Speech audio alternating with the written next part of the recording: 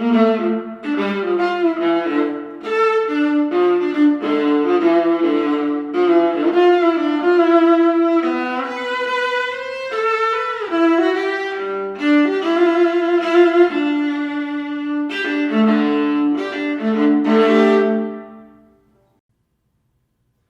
name is Sheldon Person, and this video is about the third TMEA 2021 Texas All-State Excerpt for Viola.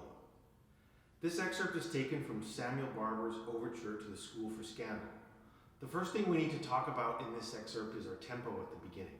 The updated tempo is 95 to 105 per beat.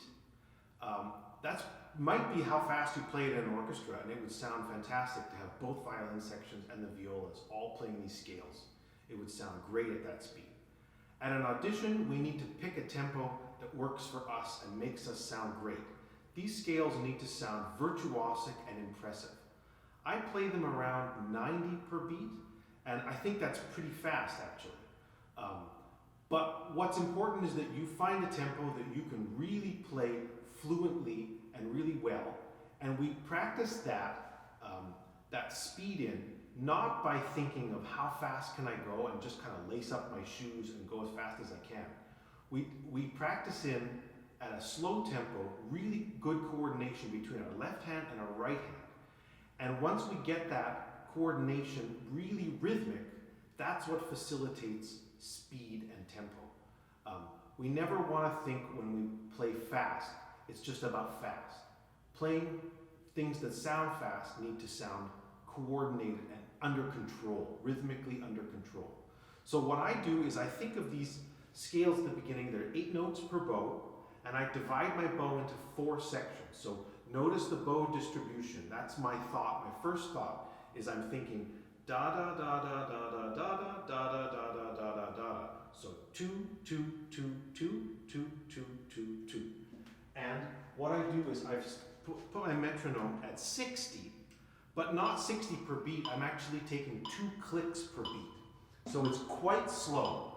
And I'm just practicing in playing this at a really slow, controlled, coordinated tempo. So it sounds like this. 1 and 2 and.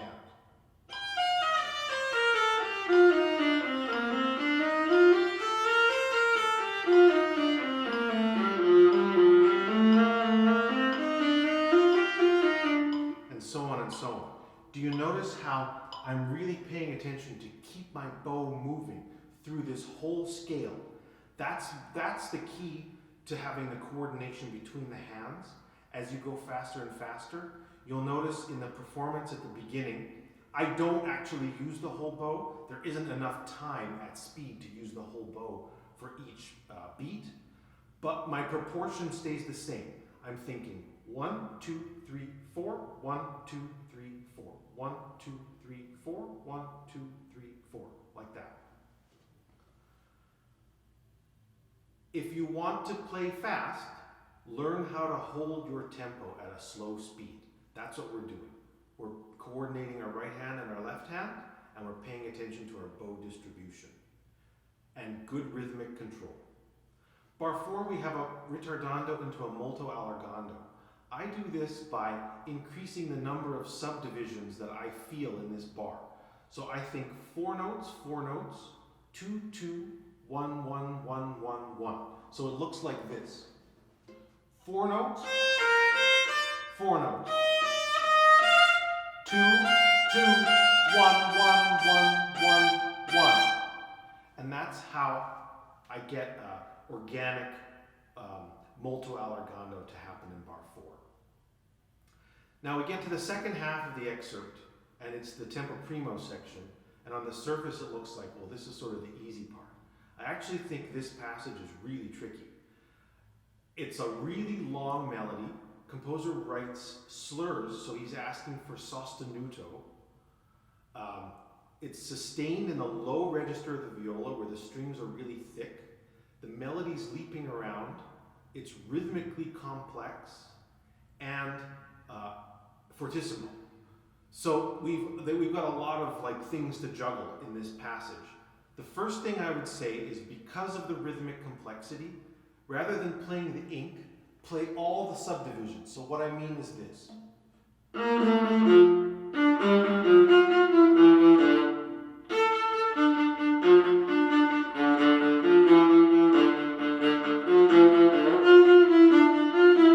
And so on and so on.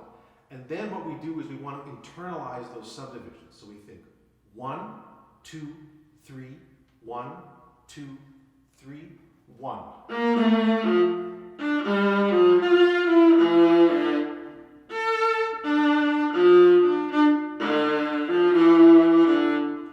And I flip the bow around in the third last line. I start the A on a down bow because I just prefer playing this lift and accent at the frog rather than playing. I find that difficult.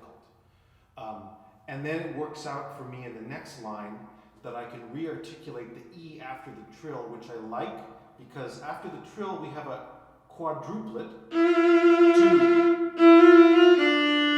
And I find that re-articulating the E helps me play that quadruplet in a really rhythmically precise way. The composer asks for legato throughout, so we want to sustain our bow through the bow changes. Heavy, heavy, gluey bow. So what we don't want is this. We want to think connect, connect.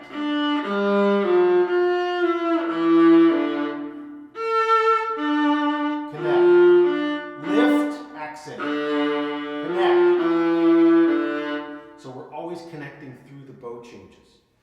The one place where I use a bow stroke called portato. So this is legato. And portato is this. Changing our bow speed while also flexing our wrist a little bit like this. In the last line, we have this really disjunct melody with eighth notes going down. And on the string crossings, I do a little bit of portato.